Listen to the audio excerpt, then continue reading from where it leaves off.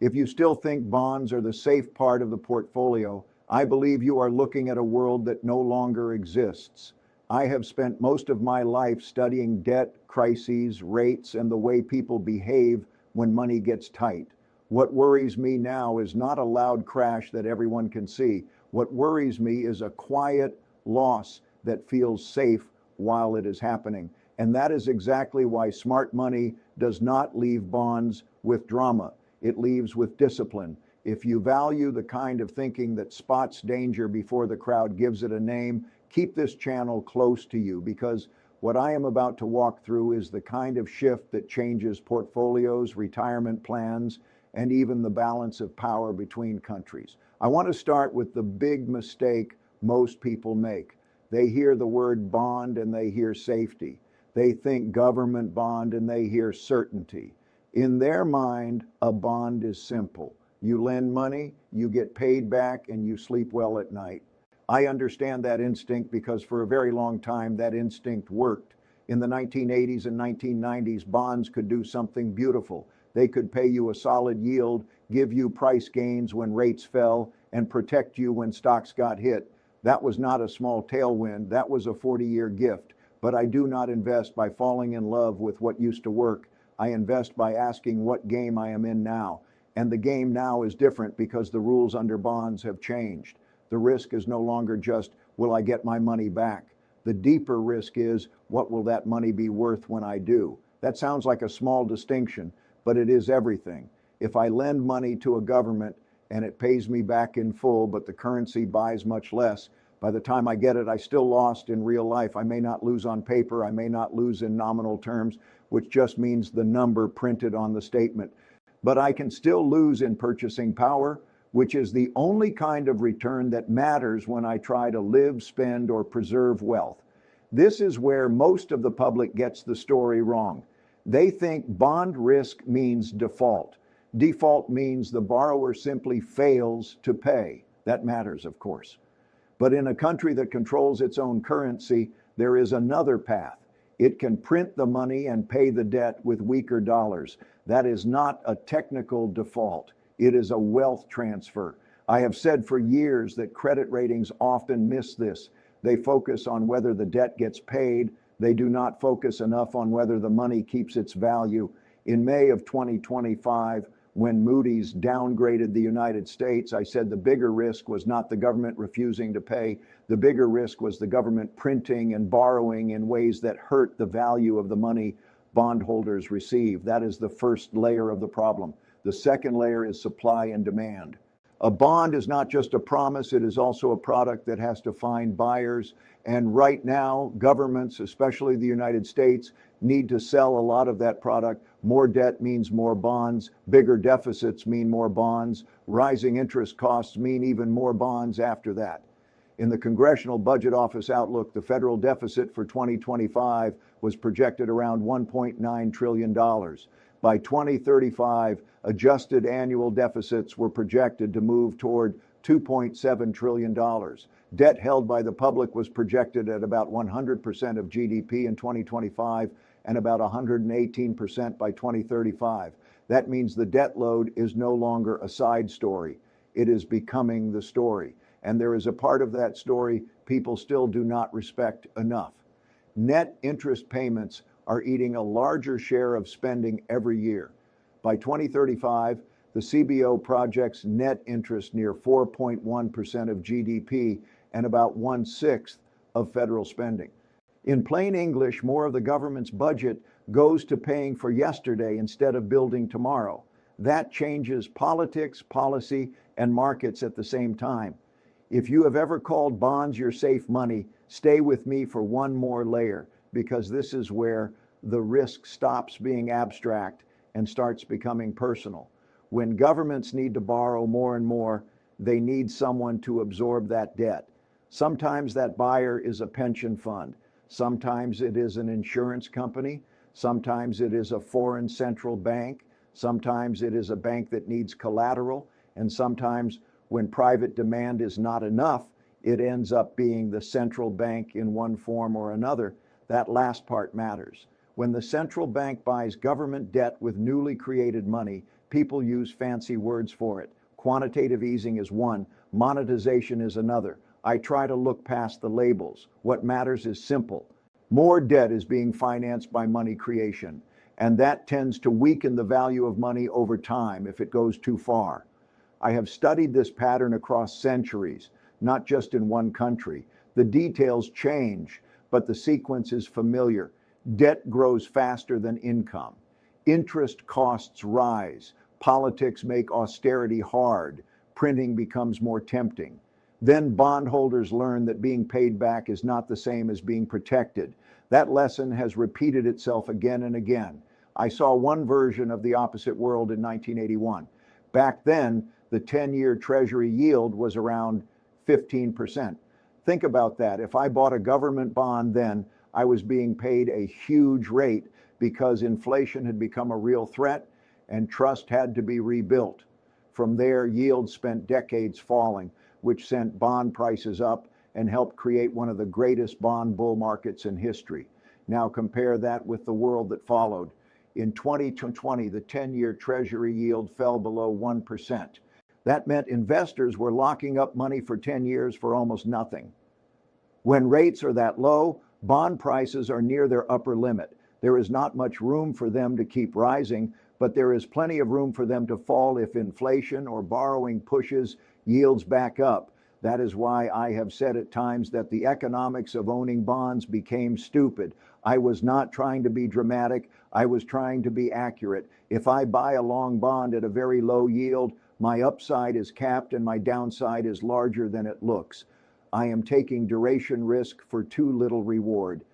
Duration is just a measure of how sensitive a bond is to rate moves. The longer the bond, the harder the price can get hit when yields rise. That is why smart money does not just ask, what is the yield? It asks, what am I giving up for that yield? How much pain am I taking if the market demands a higher rate next year? And the market has already shown what that pain looks like. In 2022, the bond market suffered one of its worst years in modern history. The Bloomberg U.S. Aggregate Bond Index fell about 13%. That surprised millions of people because bonds were supposed to be the calm part of the portfolio. Instead, they became part of the storm. That year was not just a bad year, it was a message. It told me that the old relationship between stocks and bonds cannot be treated like a law of nature. In the low inflation world of the 2000s and 2010s, stocks and bonds often moved opposite each other. That helped balanced portfolios. But in an inflation shock, both can fall together. And suddenly the thing people call diversification stops doing its job. How much of your financial plan still depends on bonds behaving the way they did in a world of falling rates, cheap money, and low inflation? I think about this the way a pension manager has to think. If I promise future payments to retirees, I cannot afford stories. I need math. If my bond portfolio yields 4 or 5%, but inflation runs 3%, taxes take a bite, and my liabilities are growing faster than that, I am not safe. I am simply accepting a slow shortfall. This is why the move out of bonds is often quiet. Institutions rarely dump everything at once. They shift at the margin, they shorten maturity. That means they buy shorter term debt instead of locking up money for 10 or 30 years. They move some capital to cash, some to inflation-linked assets, some to gold, some to equities, some to alternative stores of value, and some to countries or markets where the trade-off looks better. I want to be careful here because I do not want to oversimplify. Not all money is abandoning all bonds. That is not what is happening. There are still large foreign holdings of U.S. Treasuries. In early 2026, total foreign holdings were around $9.5 trillion. Japan was still over 1.2 trillion. The UK was near 900 billion. So if you only look at the headline, you might say, Ray, where is the exit? The exit is in the behavior at the margin, in the price sensitivity, and in who is buying for what reason. Some buyers own treasuries because they need liquidity. That means they need something they can sell quickly. Some hold them for reserve management. Some need collateral for the plumbing of the financial system. That is very different from saying they love the long-term return profile of developed world bonds. And if I zoom in further, the pattern gets more interesting. China's treasury holdings, for example, were higher a year earlier and had come down meaningfully over time. That does not mean China is dumping everything in one dramatic move. It means reserve behavior is shifting. In a more divided world, countries think harder about how much of their savings they want tied to another country's debt and currency. That is the geopolitical layer, and it matters more than most investors realize. We are not in the same global order we had 20 or 30 years ago. Trade is more political. Supply chains are more strategic.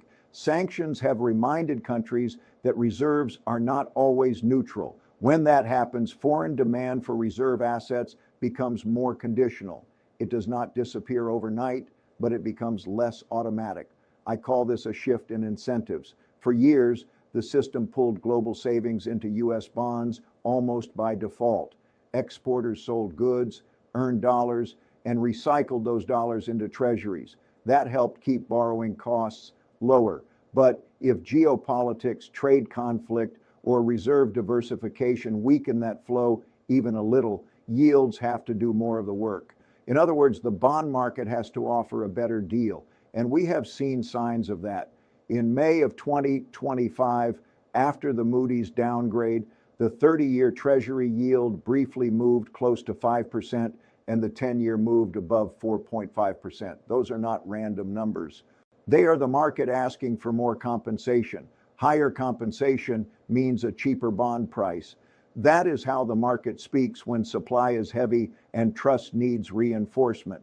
If this is making you look at your own definition of safe a little differently, keep going with me, because the quiet move out of bonds only makes full sense when you see the deeper machine behind it.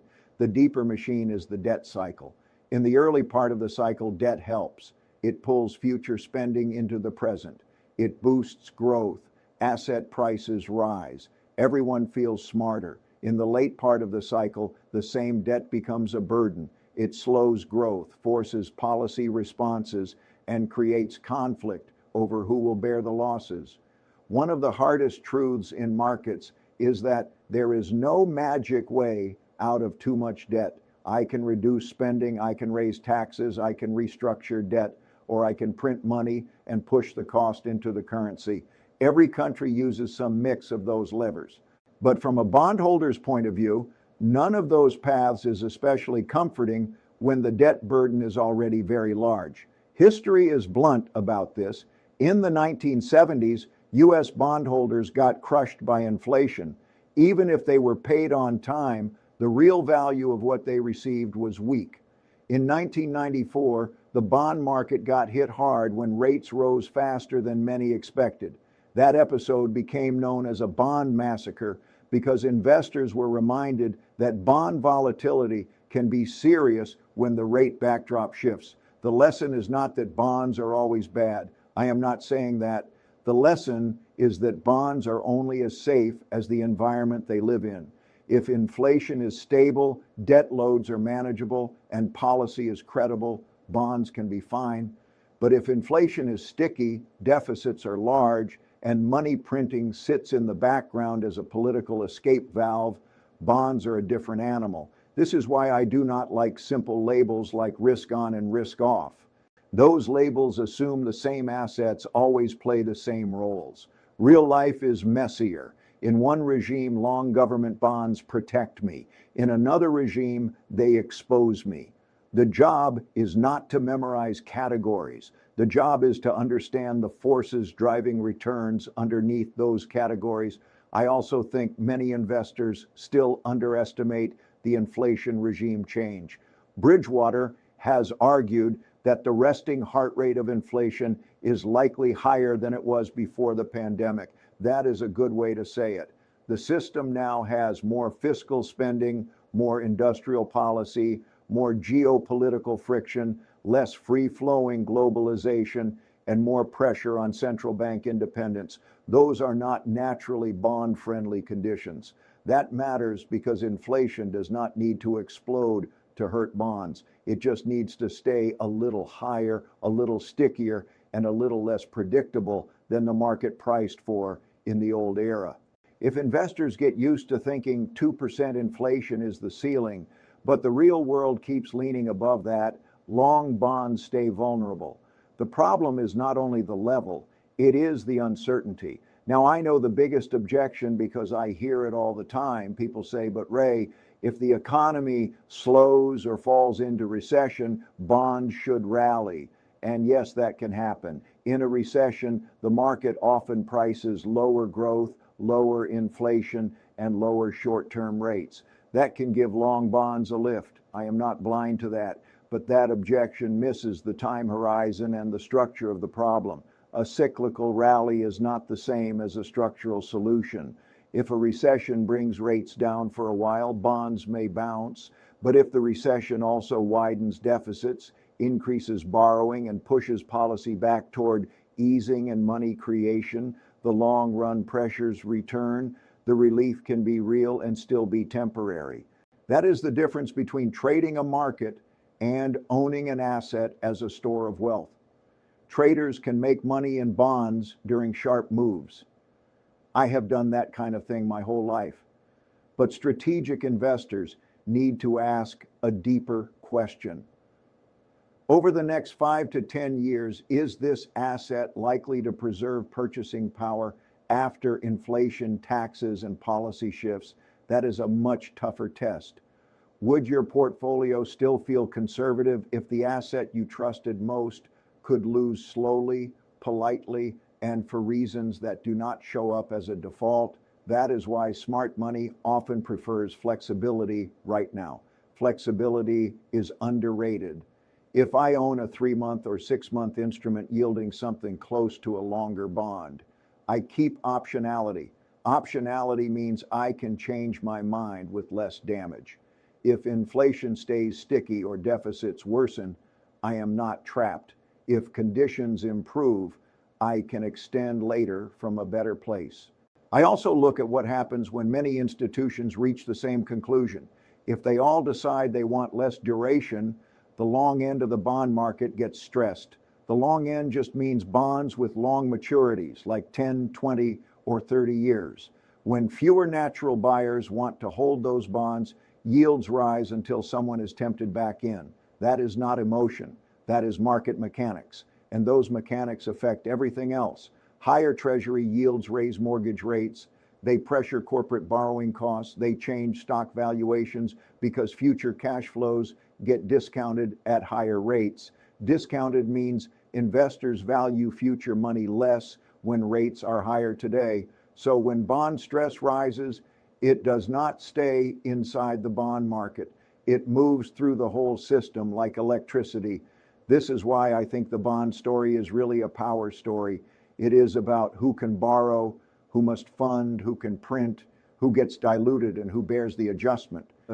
Governments want room to spend. Central banks want stability. Voters want growth without pain. Bondholders want real returns. Those goals do not always fit together. When they clash, the asset that looked passive becomes political. I have spent decades watching how markets respond when policymakers are boxed in. If they tighten too hard, they risk recession, unemployment, and financial accidents. If they ease too much, they risk inflation, currency weakness, and renewed speculation. Bondholders sit in the middle of that fight. They are not just collecting coupons, they are underwriting policy credibility. So what happens next? I think there are a few paths and none should be dismissed. In one path, deficits improve, inflation cools, and growth stays decent. In that case, bonds can stabilize and even do well from current yields. That is the softer landing many hope for. It is possible, and I do not ignore it. In another path, growth weakens, but deficits stay large, which is a kind of stagflation pressure. Stagflation means slow growth with sticky inflation. That is much harder for long bonds because the usual recession rescue does not work cleanly. Rates may not fall enough, and real returns may still disappoint. That is the kind of world where traditional balanced portfolios feel confused. In the third path, the pressure gets pushed forward through more monetization, more financial repression, or more quiet currency erosion. Financial repression is a polite phrase. It means policy settings that help governments manage debt while savers accept returns that lag inflation. That path can look stable on the surface, but under the surface, it punishes people who trust nominal promises too much. If you want my practical takeaway, it is not to panic and it is not to make heroic predictions. I do not build wealth that way. I build it by respecting cause and effect. When debt is high, deficits are large, inflation risk is not dead, and long bonds do not compensate enough for those pressures, I reduce my faith in the old idea of safety. That usually means I want more balance across environments. I want some liquidity. I want some inflation protection. I want some assets that benefit from productivity and growth. I want some stores of value that do not rely on someone else's promise to pay.